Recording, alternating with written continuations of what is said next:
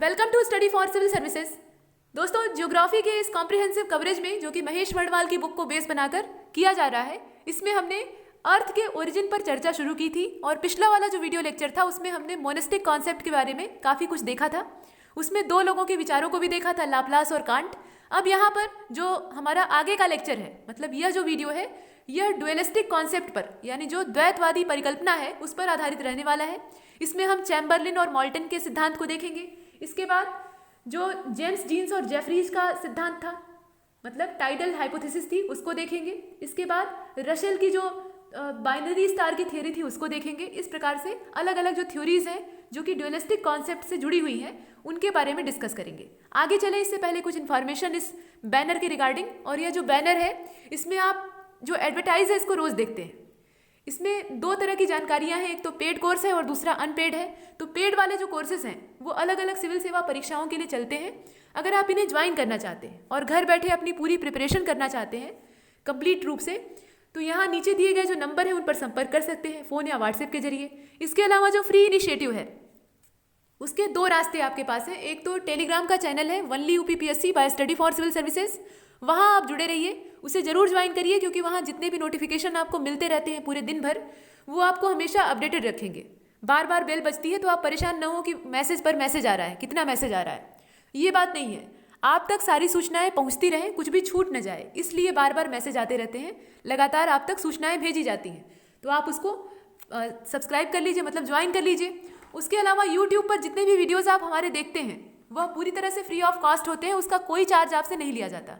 तो वीडियोज़ को आप देखिए, उसका पूरा फ़ायदा उठाइए, बार बार देखकर नोट्स बनाइए, और अच्छा लगता है तो लाइक करिए, ठीक समझते हो तो शेयर करिए। अगर आपको ठीक नहीं लगता है, कुछ कमियां लगती हैं, तो कमेंट में बताइए कि आप किस तरह का वीडियो चाहते हैं, मतलब कौन सा आप उसमें करेक्शन चाहते हैं, कहाँ आपको कमी लग रही है। तो ये कुछ बातें हैं। अब चलते हैं आगे।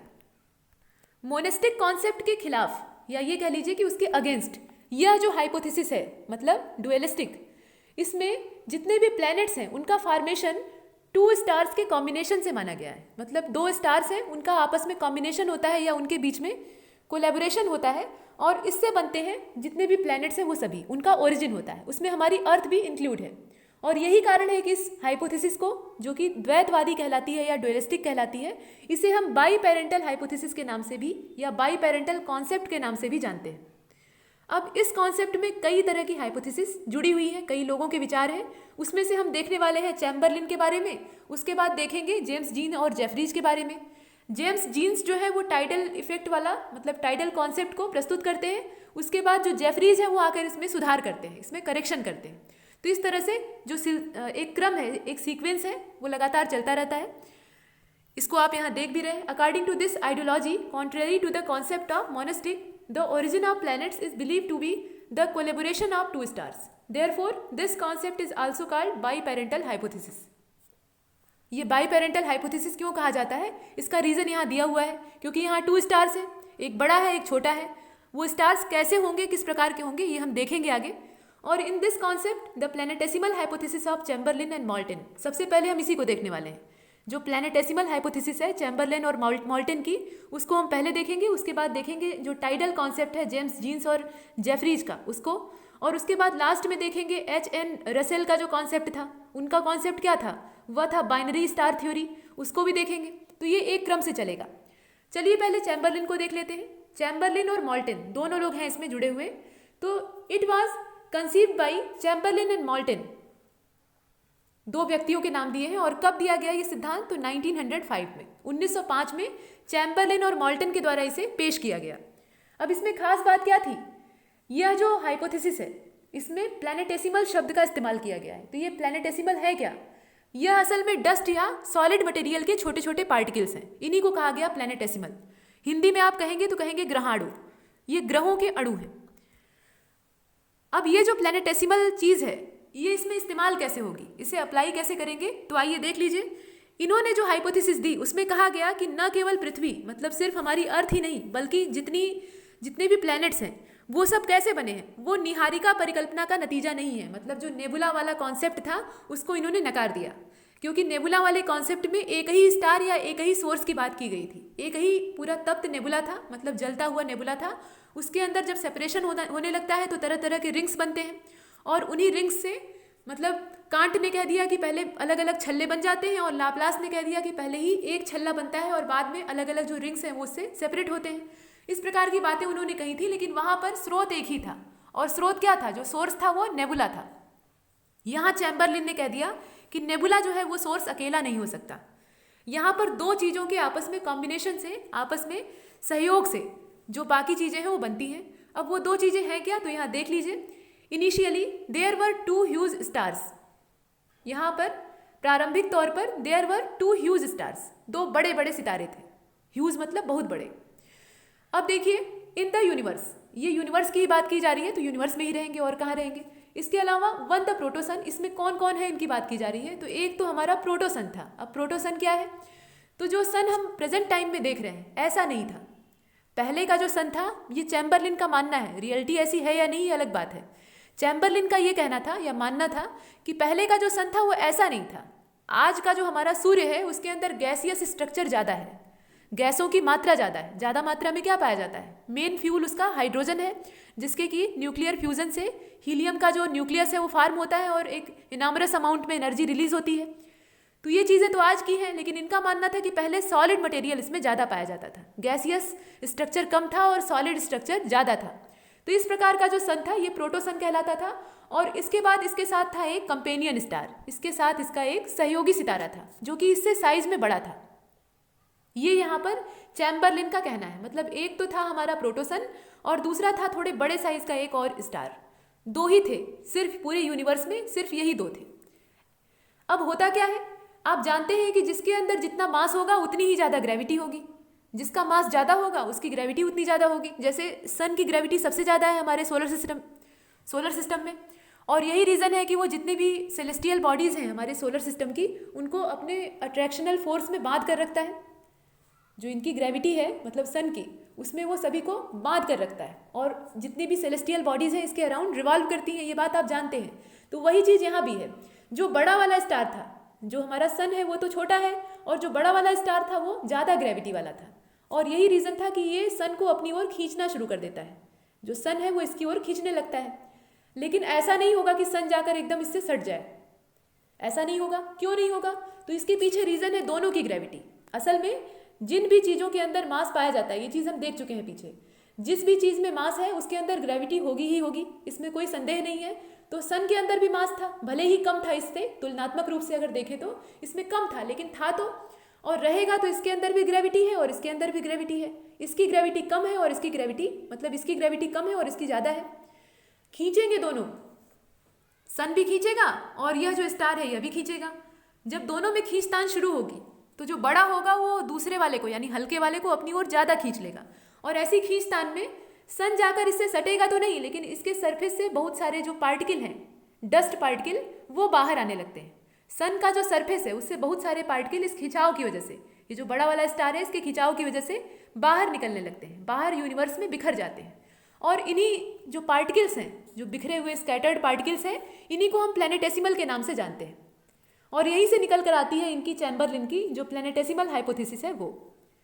अब यह जो बिखरे हुए प्लैनेटेसिमल्स थे, मतलब ग्रहाणु थे, इन्हीं का आपस में जुड़ने का प्रोसेस शुरू होता है, ये आपस में कॉम्पैक्ट होने लगते हैं, और इसका नतीजा होता है कि बहुत सारे प्लैनेट्स बनते हैं और पूरा सोलर सिस्टम जनरेट होता है। ये चीज़ हम देख रहे हैं, और वही यहाँ कही गई है, इसे देख लीजिए।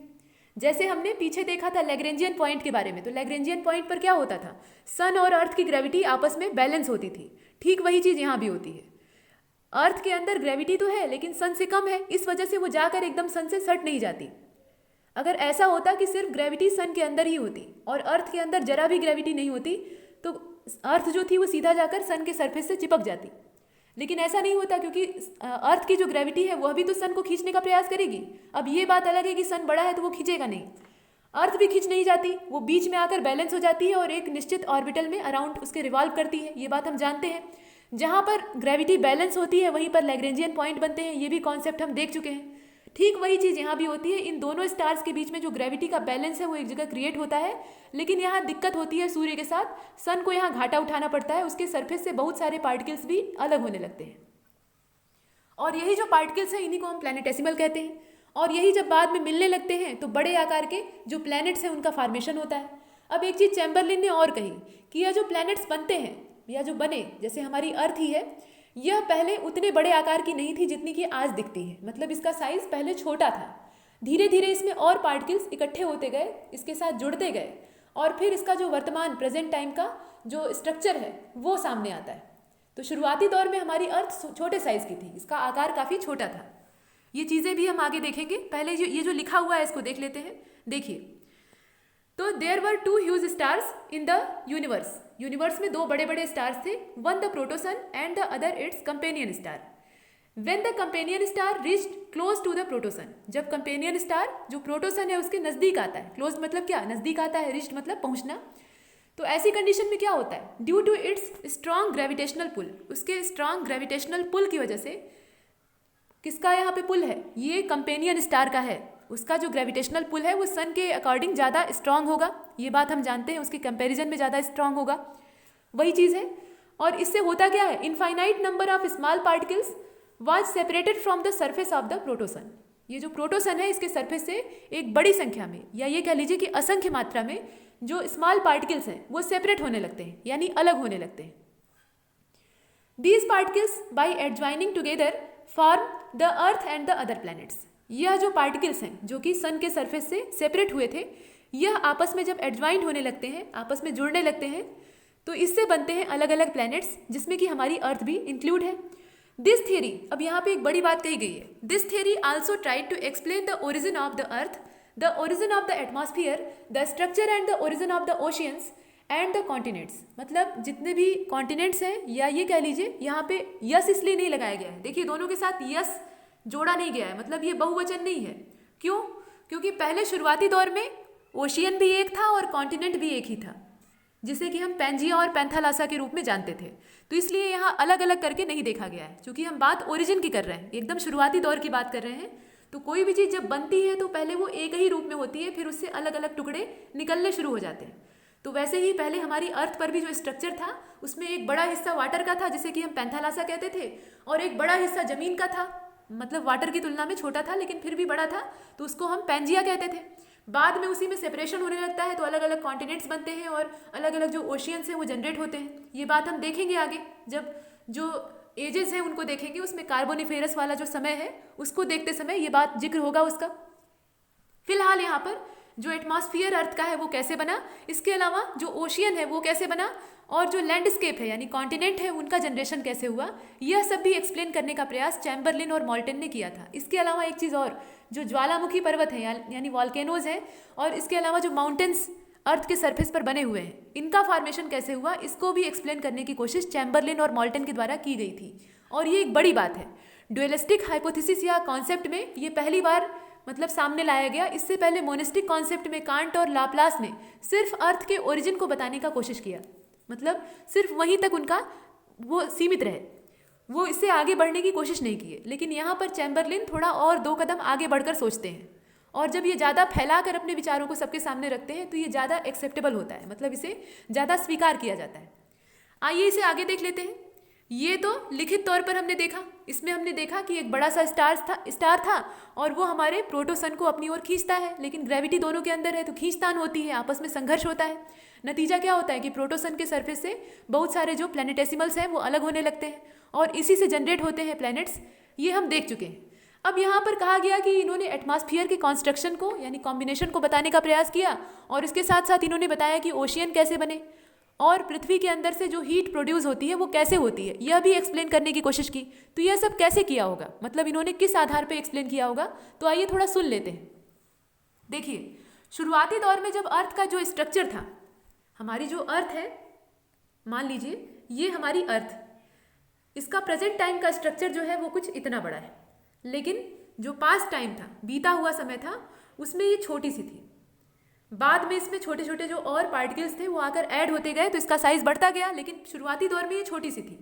और इस छोटे आकार की अर्थ के चारों ओर एटमॉस्फेयर नहीं था। आप ये बता सकते हैं कि अर्थ के चारों ओर एटमॉस्फेयर क्यों पाया जाता है, मतलब गैसियस एक कवर क्यों पाया जाता है, तो इसके पीछे जिम्मेदार है अर्थ की ग्रेविटी। अर्थ का ग्रेविटेशनल फील्ड जहाँ तक अच्छे से काम करता है वहाँ तक गैसियस स्ट्रक्चर खूब सघन रहता है, ज़्यादा डेंस रहता है। जहाँ से अर्थ की ग्रेविटी हल्की पड़ने लगती है, वहाँ से जो गैसियस स्ट्रक्चर है वो विरल होने लगता है, उसमें दूरी आने लगती है और अंत में समाप्त हो जाता है। जहाँ से अर्थ का ग्रेविटेशनल फील्ड खत्म होता है, वहाँ से ये जो वायुमंडल है, एटमॉस्फियर है, यह भी खत्म हो जाता है, समाप्त हो जाता है। तो पहले अर्थ का साइज इतना बड़ा नहीं था, छोटा सा था, और इस वजह से इसके चारों ओर एटमॉस्फियर नहीं था, क्योंकि ये सक्षम नहीं थी, मतलब इसके अंदर इतनी क्षमता नहीं थी कि ये चारों ओर से गैसों को इकट्ठा करके अपने चारों ओर बांध कर रख सके। बाद में क्या होता है, इसका साइज जब बढ़ने लगता है तो यह एटमॉस्फियर को अपने चारों ओर जनरेट करने लगती है, मतलब गैसेस को अपनी ओर अट्रैक्ट करने लगती है और अपने चारों ओर ऐसे बंधे रहने के लिए मजबूर कर देती है।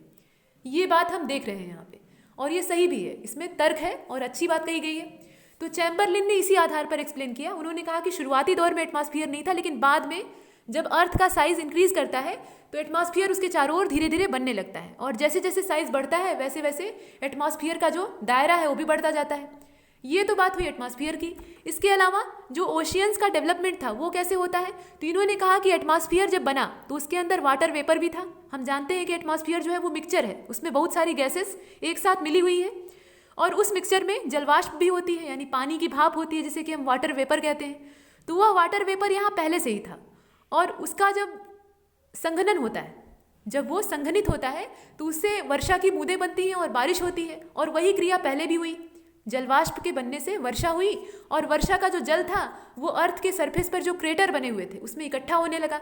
अब इन्होंने ये नहीं बताया कि क्रेटर कैसे बने, यानी जो गड्ढे अर्थ के सरफेस पर बने हैं, पहले एक पैंथालासा नाम का गड्ढा था, बाद में उस गड्ढे के कई पार्ट हो गए, तो ये बना कैसे, इसके बारे में इन्होंने नहीं बताया। लेकिन ये कह दिया कि गड्ढों में पानी इकट्ठा होने लगा, और इससे जो महासागर हैं यानी ओशियंस हैं उनका जनरेशन हुआ, उनका प्रोडक्शन हुआ।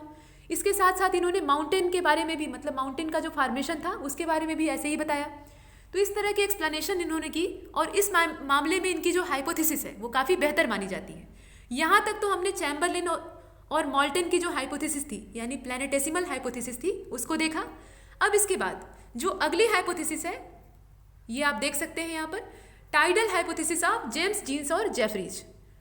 मतलब जेम्स जीन्स की जो टाइडल हाइपोथेसिस थी उसको हम देखेंगे, और उसके बाद ये देखेंगे कि जेफरीज ने इसमें क्या करेक्शन किया, मतलब इसमें कौन सा करेक्शन जेफरीज के द्वारा किया गया, ये हम देखने जा रहे हैं। असल में जेम्स जीन्स ने 1990 में अपनी हाइपोथेसिस दी थी, 1919 में अपनी हाइपोथेसिस दी थी, और बाद में क्या होता है, जेफरीज आते हैं और 1929 में यानी ठीक 10 साल बाद ये उसमें करेक्शन करते हैं। तो इसीलिए इसके साथ इनका भी नाम जुड़ गया है, दो लोग हो गए हैं, जेम्स जीन्स और जेफरीज। तो आइए देखते हैं इनकी हाइपोथेसिस क्या है। दोस्तों जेम्स जीन्स जो थे, इन्होंने अपनी हाइपोथेसिस में कुछ अलग नहीं बताया। ये जो टाइडल हाइपोथेसिस है, ऐसा नहीं है कि इसमें टाइड या टाइडल वेव जनरेट होने वाली है, यहाँ टाइड नहीं आने वाला है। इनकी हाइपोथेसिस बिल्कुल पीछे वाली जो चैम्बरलिन की परिकल्पना थी उसी पर बेस है। वैसे ही यहाँ भी 2 स्टार्स की कल्पना की गई है, और वही चीज़ यहाँ भी कहा गया है कि ग्रेविटेशनल पुल उनके बीच में होता है, खींचतान होती है, और उसका नतीजा होता है कि सन के सरफेस से कुछ पार्टिकल्स अलग होने लगते हैं। लेकिन पार्टिकल्स नहीं अलग होते, इन्होंने कहा कि फिलामेंट अलग होता है। इन्होंने ये कहा कि सन के सरफेस से फिलामेंट्स अलग होने लगते हैं। कहने का मतलब ये है कि सन यहाँ पर है, मान लीजिए ये प्रोटोसन है और ये बड़ा वाला स्टार है, दोनों के बीच में ग्रेविटेशनल पुल क्रिएट होता है, खींचतान शुरू होती है, और सन के सरफेस से ऐसे पार्टिकल्स नहीं अलग होते हैं, बल्कि सीधा सीधा रेशे अलग होने लगते हैं। फिलामेंट का मतलब क्या, तंतु या रेशे। जैसे बल्ब के अंदर फिलामेंट होता है, वैसे ही रेशे यहाँ पर बाहर निकलने लगते हैं, और यही जो रेशे हैं ये बाद में सेपरेट होकर जो प्लैनेट्स हैं उनका फॉर्मेशन करते हैं। तो थोड़ा सा यहाँ पर जो प्लैनेटेसिमल वाला कॉन्सेप्ट था उसकी जगह जो फिलामेंट का कॉन्सेप्ट है वो आ जाता है। और यह जो फिलामेंट है जब ये सन के सरफेस से ऐसे बाहर की ओर निकलते हैं तो ऐसा लगता है कि टाइड्स या टाइडल वेव यहाँ पर जनरेट हो रही है। इसीलिए इनकी हाइपोथेसिस को यहाँ पर कहा गया ज्वारीय परिकल्पना। ज्वारीय परिकल्पना का मतलब क्या, टाइडल हाइपोथेसिस। अब इसमें कुछ चीज़ों को बेस बनाया गया है। ये जो टाइडल हाइपोथेसिस है इसमें कुछ चीज़ों को आधार बनाया गया है। पहली चीज़ तो ये कि सोलर सिस्टम का निर्माण सन और एक और जो दूसरा सहयोगी सितारा है उसके सहयोग से हुआ है, मतलब दोनों ने मिलकर सोलर सिस्टम को बनाया है। और शुरुआती दौर में जो सन था वो गैस का एक बहुत बड़ा गोला था। हमारा सन जो था वो गैसियस स्ट्रक्चर का था, ऐसा कहना था जेम्स जीन्स का, और वह बहुत बड़े साइज का था। और सन के साथ साथ ब्रह्मांड में, मतलब इस यूनिवर्स में एक दूसरा बड़े आकार का सितारा था, यानी स्टार था। तो इसके बारे में तो हम पीछे भी देख चुके हैं कि मतलब दो ही यूनिवर्स में दो ही स्टार्स थे, एक तो सन था मतलब प्रोटोसन था, और दूसरा एक बड़े साइज का उससे भी बड़े आकार का स्टार था। ये चीज़ हमने देखी। और सन अपनी जगह पर स्टेबल था, ये एक इन्होंने कहा। सन अपनी जगह पर स्टेबल था और अपनी ही जगह पर घूम रहा था, मतलब अपने ओन एक्सिस के अकॉर्डिंग शायद रोटेट करने वाली बात इन्होंने कही थी। ये मे भी पॉसिबल हो, मतलब यहाँ पर क्लियर नहीं है। इन्होंने कहा कि सन अपनी जगह पर फिक्स है और वहीं पर घूम रहा है। तो घूम रहा है इसका मतलब क्या है, उसके अंदर रोटेशन हो रहा होगा। तो रोटेशन की बात तो इन्होंने एक्सेप्ट की, लेकिन रिवॉल्यूशन वाला कॉन्सेप्ट इन्होंने नेग्लेक्ट कर दिया। असल में हमारा जो सन है, आज तक के जो रिसर्च है उनका नतीजा यही निकला है, मतलब यही मालूम हुआ है कि हमारा सन गैलेक्सी के बल्ज के अराउंड, जो सेंटर पॉइंट है उसके अराउंड रिवॉल्व कर रहा है, वह भी स्टेबल नहीं है। लेकिन इन्होंने माना कि सन स्टेबल था, हालांकि इन्होंने रोटेशन वाली बात को एक्सेप्ट किया था।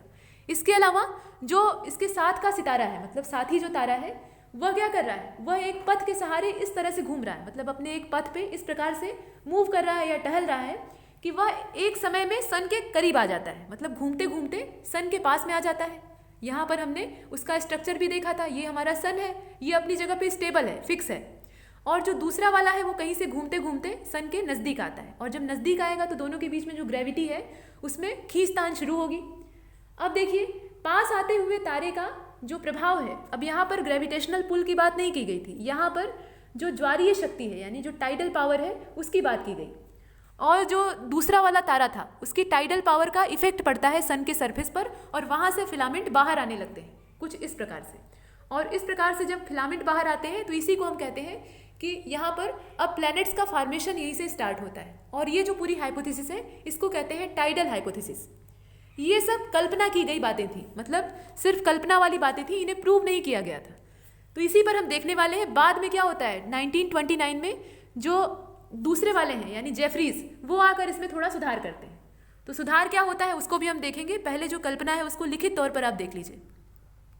This is one of the modern hypothesis regarding the origin of the अर्थ। यह जो वर्तमान में जितनी भी मॉडर्न हाइपोथेसिस हैं उनमें से एक है। और यह हाइपोथेसिस किसके बारे में है, यह अर्थ के ओरिजिन के रिगार्डिंग है। हमारी अर्थ का ओरिजिन क्या है इसको समझाने की दिशा में यह सबसे जो मॉडर्न हाइपोथेसिस है उनमें से एक है।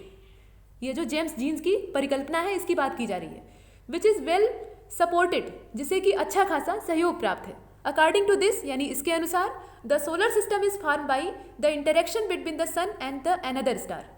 यहाँ पर सन और जो दूसरा स्टार है उसके बीच में इंटरेक्शन होता है और उसके नतीजे के तौर पे या नतीजे के रूप में जो सोलर सिस्टम है वो जनरेट होता है।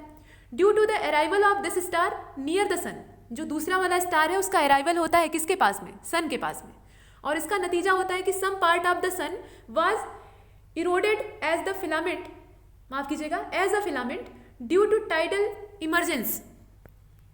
मतलब टाइडल इमर्जेंस की वजह से जो फिलामेंट है वो सन के सरफेस से अलग होने लगते हैं, तंतु के रूप में जो संरचना है रेशे के रूप में वो बाहर आने लगती है। अब इससे जो बाद में ये क्या होते हैं, बाद में ये ब्रोक कर जाते हैं, ब्रोक हो जाते हैं मतलब टूट जाते हैं। ऐसा नहीं है कि ये सन के सरफेस से ऐसे निकले तो यही जुड़े हुए हैं। जब ज़्यादा खिंचाव होता है, मतलब दूसरा वाला स्टार इसको खींच रहा होता है, तो जब ज़्यादा खिंचाव होता है तो यहाँ से ये ब्रेक होने लगते हैं, मतलब बीच से टूट जाते हैं, और इनका जो बचा हुआ हिस्सा है वो यूनिवर्स में तैरता रहता है। बाद में उसी में सेपरेशन होता है तो उससे अलग अलग जो प्लैनेट्स हैं वो बनते हैं। इसी की बात को एक्सेप्ट किया गया है। एंड स्टार्टेड सर्किलिंग द सन, और जब ये सेपरेट होते हैं मतलब अलग होते हैं तो ये सन के अराउंड रिवॉल्व करने लगते हैं। क्यों? क्योंकि इनकी जो ग्रेविटी है वो सन की तुलना में कम है, तो ये ज़्यादा ग्रेविटी वाले स्टार को खोजकर उसके अराउंड रिवॉल्व करने लगते हैं। तो इसको मतलब इन जो फिलामेंट्स हैं इन्हें पास में सन ही मिलता है, तो सन के अराउंड ये रिवॉल्व करते हैं, और बाद में घूमते घूमते इनका जो स्ट्रक्चर है वो चेंज होता जाता है और यही बन जाते हैं planets. This filament lead to the creation of various planet in the solar system including Earth. यहाँ भी वही बात की गई है कि मतलब जो फिलामेंट है यही बनाते हैं वेरियस प्लैनेट्स को, और उसमें हमारी अर्थ भी इंक्लूड है। यहाँ तक हमने जेम्स जीन्स और जो जेफरीज की परिकल्पना थी उसको देखा। यहाँ पर जो जेफरीज का करेक्शन था वो क्या है, तो आइए देख लेते हैं। जेफरीज ने इस बात का समर्थन किया, इस बात को सपोर्ट किया कि यह जो टाइडल हाइपोथेसिस है ये सही है, और उन्होंने यह भी माना कि दो स्टार्स हैं उनके आपस में कोलैबोरेशन से या आपस में खींचतान से यह जो सोलर सिस्टम है यह बना है। इस बात को मना नहीं करते थे, लेकिन उन्होंने करेक्शन क्या किया, उन्होंने कहा कि दो तारे यानी दो स्टार्स जो हैं, मतलब एक सन है और दूसरा उसके नज़दीक आता हुआ दूसरा स्टार है। इसके अलावा एक और तारा था। जेफरीज का यह मानना था कि इसमें एक और स्टार जो था वो इन्वॉल्व था, जिसे उन्होंने सूर्य का साथी बताया है। मतलब क्या चीज़ कही उन्होंने, इन्होंने कहा कि दो स्टार्स हैं, एक तो सन है ये वाला, और एक बड़ा वाला जो स्टार अभी तक हम जिसके बारे में कह रहे थे वो है, और उसके अलावा एक तीसरा है, ये मानना था जेफरीज का। तो कुल मिलाकर इन्होंने 3 स्टार्स की परिकल्पना की थी, और यह जो तीसरा वाला है यह सूर्य का साथी है, मतलब सन का सहयोगी है। अब होता क्या है, जो ये वाला स्टार है यह इसी दिशा में बढ़ रहा था और इस वाले स्टार से जाकर टकरा जाता है, दोनों के बीच में कोलाइजन होता है। और कोलाइजन होने से क्या होता है, इस वाले स्टार से कुछ पार्टिकल्स अलग हो जाते हैं। कहने का मतलब ये है कि एक तो सन है और दूसरा 2 स्टार्स और हैं। एक सबसे बड़ा वाला है जो कि बाहरी है, और ये दोनों मित्र हैं, एक तो हमारा सन और एक इसके साथ वाला स्टार। ये तीसरे वाले स्टार की कल्पना इससे पहले नहीं हुई थी, इन्होंने नई की है। अब इन दोनों के बीच में, दोनों पास में आते हैं और दोनों में कोलाइजन होता है। अब कोलाइजन का नतीजा क्या निकलता है, ये जो दूसरा वाला स्टार है मतलब सन का सहयोगी, इससे बहुत सारे पार्टिकल बाहर बिखर जाते हैं। कोलाइजन का यही नतीजा होता है, और यही जो पार्टिकल है यह सन की ग्रेविटी में फंसकर इसके चारों ओर रिवाल्व करने लगते हैं, और इससे बनता है पूरा प्लैनेटों का जो ग्रुप है या फिर पूरा सोलर सिस्टम। तो इस प्रकार से सोलर सिस्टम के जनरेशन की बात जो जेफरीज है उन्होंने कही। जेम्स जीन्स की जो परिकल्पना थी, जो हाइपोथेसिस थी, उसमें इन्होंने जरा सा करेक्शन किया और इसमें एक तीसरे सितारे को घुसा दिया। ये कुछ नया था, और यहाँ पर थोड़ा सा जो करेक्शन होता है इससे कुछ चीज़ें स्पष्ट होती हैं। जो कमियां इनके अंदर रह गई थी, मतलब जेम्स जीन्स के अंदर रह गई थी, उसको दूर करने की कोशिश जेफरीज के द्वारा की गई। यहाँ तक हमने इनकी हाइपोथेसिस को देखा है। अब इसके बाद जो अगली वाली हाइपोथेसिस हम देखने वाले हैं वो है बाइनरी स्टार की हाइपोथेसिस, जो कि रशेल और लिटिलसन के द्वारा दी गई थी। रशेल और लिटिलसन की जो हाइपोथेसिस है उसको हम देखेंगे। एक बात और, यह जो जेम्स जीन्स और जेफरीज की परिकल्पना है कंबाइंड रूप से, इसे लोगों का बहुत समय तक समर्थन प्राप्त हुआ। मतलब लोगों ने इसे लंबे समय तक सपोर्ट किया और लोगों का इसके प्रति बहुत ज़्यादा विश्वास भी हो गया था, क्योंकि जीन्स को यह भरोसा था कि ब्रह्मांड की जो प्लैनेट, मतलब जो पूरा यूनिवर्स है, इसका जो प्लैनेट सिस्टम है, इसका निर्माण एक अनुपम विधान है। मतलब यह ईश्वरीय सत्ता के अधीन हुआ है, ऐसा यह भी मानते थे। कहीं ना कहीं इनका मतलब विश्वास था। बाद में क्या होता है, समय बीतने के साथ साथ जब ईश्वरीय सत्ता को पीछे करके वैज्ञानिक सत्ता को ज़्यादा महत्व दिया जाने लगता है, मतलब जो साइंटिफिक रिसर्च है उनको ज़्यादा प्रायोरिटी दी जाने लगती है, तो इनकी काफ़ी आलोचना होती है। पहले के लोग इन्हें आसानी से एक्सेप्ट कर लेते थे, मान लेते थे कि भाई ये एकदम सही कह रहे हैं, लेकिन बाद में जो साइंटिस्ट आते हैं वो इन्हें नेग्लेक्ट कर देते हैं, या ये कहिए कि रिजेक्ट कर देते हैं। और ऐसा इसलिए होता है क्योंकि इन्होंने दैवीय सत्ता को इसके पीछे जिम्मेदार मान लिया था, और इसी वजह से इनकी जो हाइपोथेसिस है उसमें अलग अलग जो कठिनाइयाँ हैं, डिफिकल्टीज़ हैं, वो सामने आने लगती हैं। इसमें एक विद्वान है जिनका नाम है बी लेविन नाम के एक दूसरे खगोल शास्त्री हैं, एस्ट्रोनॉमिस्ट हैं। उनका कहना था कि ब्रह्मांड में तारे एक दूसरे के इतनी दूरी पर हैं, जो स्टार्स हैं उनके बीच की डिस्टेंस इतनी ज़्यादा है कि आपस में टकराना बहुत हद तक संभव ही नहीं है। ये कहना था बी लेविन का। तो यहाँ पर आकर इनकी जो हाइपोथेसिस है जेम्स जीन्स और जेफरीज की, वो कमज़ोर हो जाती है। इसमें भी कमियाँ निकलती हैं, कमियाँ निकलेंगी तभी तो आगे रिसर्च बढ़ेगी। तो यहाँ कमियाँ यहीं से निकलती हैं। मतलब जो लेविन है वो कहते हैं कि स्टार्स के बीच में इतनी ज़्यादा डिस्टेंस होती है कि उनका आपस में टकराना नहीं के बराबर संभव है। उनके टकराने की जो पॉसिबिलिटी है वो नगण्य है। दूसरी चीज़ ये कि जिस बड़े वाले स्टार से सन में ज्वारीय उद्भेदन होता है, यानी टाइडल इरप्शन होता है, वह तारा कहाँ चला गया, ये भी बात है। वो टहलता घूमता हुआ सन के पास में आया था, तो ऐसा तो है नहीं कि एक ही बार पास आएगा। फिर उसकी जो परिक्रमा का क्रम है वो घूमते टहलते फिर आना चाहिए पास में, और फिर से एक बार जो टाइडल इरप्शन है वो होना चाहिए। लेकिन ऐसा दोबारा नहीं हुआ, तो ऐसा क्या हुआ, मतलब उस बड़े वाले स्टार का क्या हुआ, इस बारे में जेफरीज या जेम्स जीन्स ने कुछ नहीं बताया, और यहाँ दिक्कत हो गई। वो जो दूसरा बड़ा वाला, सबसे बड़ा वाला स्टार था, उसका क्या हुआ। तो ये सब दिक्कतें हैं, कुछ चीज़ों की एक्सप्लेनेशन ठीक ढंग से नहीं की गई, और इस वजह से इनका जो सिद्धांत है, इनकी जो हाइपोथेसिस है वो फेल कर जाती है। और अब आती है बाइनरी स्टार की हाइपोथेसिस, जिसे देने वाले व्यक्ति थे रशेल और लिटिलसन। तो इसके बारे में अगले लेक्चर में चर्चा होगी। इसमें इतना ही, तब तक के लिए नमस्कार।